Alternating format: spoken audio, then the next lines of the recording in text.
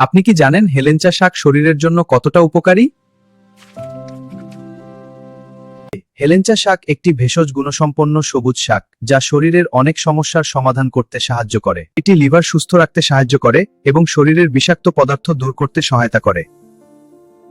হেলেঞ্চা শাকে রয়েছে iron O vitamin A, যার এবং চোখের দৃষ্টিশক্তি ভালো রাখতে সাহায্য করে।